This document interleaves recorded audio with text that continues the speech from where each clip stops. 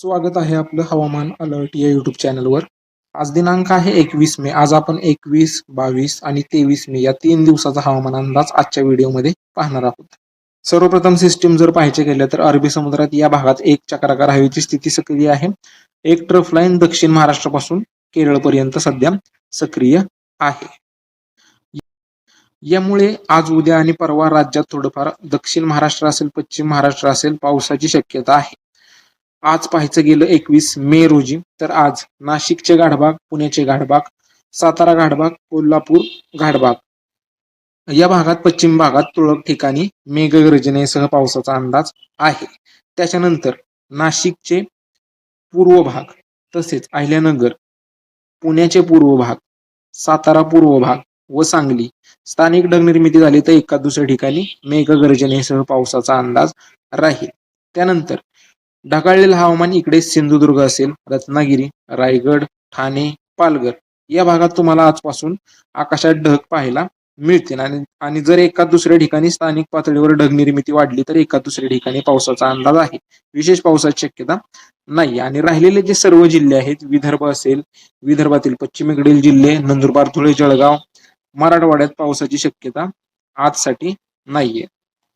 यानंतर उद्या 22 मेला कोल्हापूर, सांगली, सोलापूरचे पश्चिम भाग, अहिल्यानगर, पुणे, सातारा या भागातून दुपारनंतर संध्याकाळच्या वेळी तुरळक ठिकाणी मेघगर्जनेसह पावसाचा अंदाज आहे. हा पाऊस सार्वत्रिक नसेल.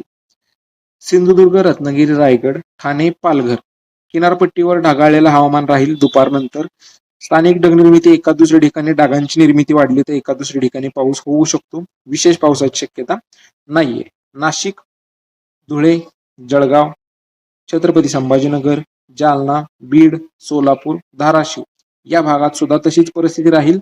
स्थानिक ढग निर्माण झाले तर एका दुसऱ्या ठिकाणी मेघगर्जनेसह पावसाचा अंदाज आहे. राहिलेले जे जिल्हे आहेत, हा जो सर्व पट्टा आहे, या भागातून पावसाची शक्यता उद्यासाठी सुद्धा नाहीये.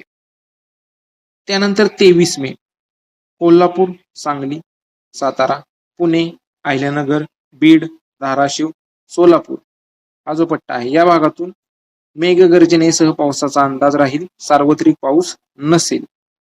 सिंधुदुर्ग, रत्नागिरी, रायगड, ठाणे, पालघर, नाशिक, छत्रपती संभाजीनगर, जालना, परभणी, लातूर या सर्व जिल्ह्यातून स्थानिक ढगनिर्मिती झाली तर एका दुसऱ्या ठिकाणी पावसाचा अंदाज राहील. अन्यथा विशेष पावसाचा अंदाज नाहीये. स्थानिक ढगांकडे लक्ष असू देत. उर्वरित नंदुरबार, धुळे, जळगाव, बुलढाणा, अमरावती, अकोला, वर्धा, नागपूर, भंडारा, गोंदिया, गडचिरोली, चंद्रपूर, यवतमाळ, नांदेड, हिंगोली पावसाची शक्यता 23 मेला सुद्धा दिसत नाहीये.